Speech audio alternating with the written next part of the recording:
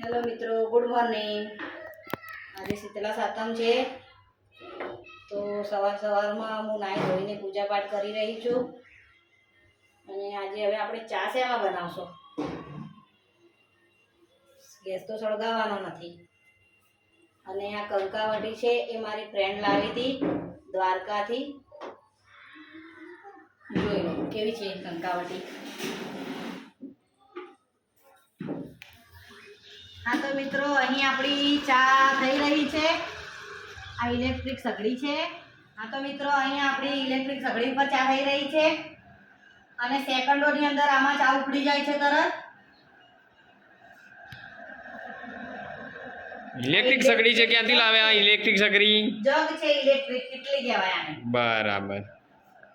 અમારા સસરાને ઓફિસમાંથી ગિફ્ટ મળી હતી, એટલે અમે રોજ દર વખતે આનો ઉપયોગ કરીએ છીએ.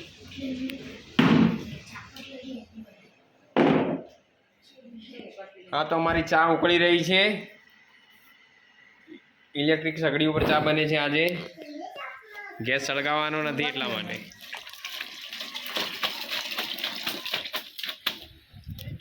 હું મારા સિલાઈ મશીનની પૂજા કરીશ, કેમ કે એના ઉપર હું ધંધો કરું છું, સિલવાનું કામ કરું છું, બરાબર.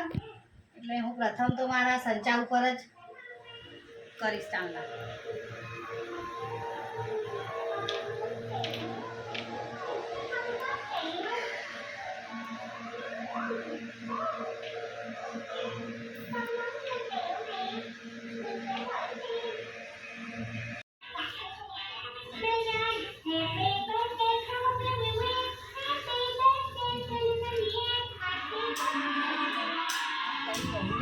એના ગળે કંટીના પડ બાંધેલા હતા તે છોડી નાખ્યા અને તે બંને લડતા બંધ થઈ ગયા. વળતો આગળ વધી જતા રસ્તામાં પેલી જે તલાવડી આવી, તલાવડી પાસે પહોંચતા હોય તલાવડીનો ન્યાય છે, જેવું કરો એવું ભરો એ ભાવના પૂછો. આ વડિયોનું શાક છે, આ ભીંડાનું શાક છે, આ સુખડી છે, બટાકાનું શાક છે, પૂરીઓ છે અને ભાખરી છે. મરચા પતી ગયા અને આમી છે. સોનું પણ આજે ખાવા બેસી છે, ડાઈ થઈ ગઈ છે. સોનુની ઢીંગલી સુઈ ગઈ છે. સોનું તાર ઢીંગલી સુઈ ગઈ?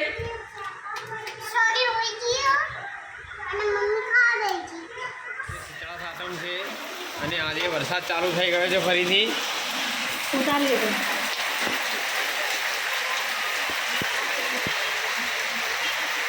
પાલનપુરમાં જોરદાર વરસાદની આગાહી છે 3 દિવસ સુધી.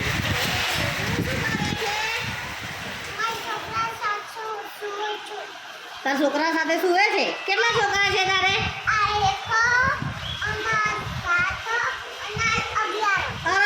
3 છોકરા કહેવાય. તો આ બધું કેમ ઓઢાડ્યું છે?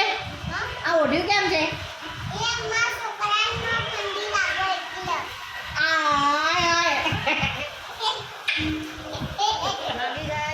સાંજના 5 અને હવે સાંજે અમે ગેસ સળગાવીને ચા મૂકી દીધી છે. તમે લોકો શું કરો છો તે જણાવજો કમેન્ટમાં કે સાંજે તમે શેમાં રસોઈ કરશો.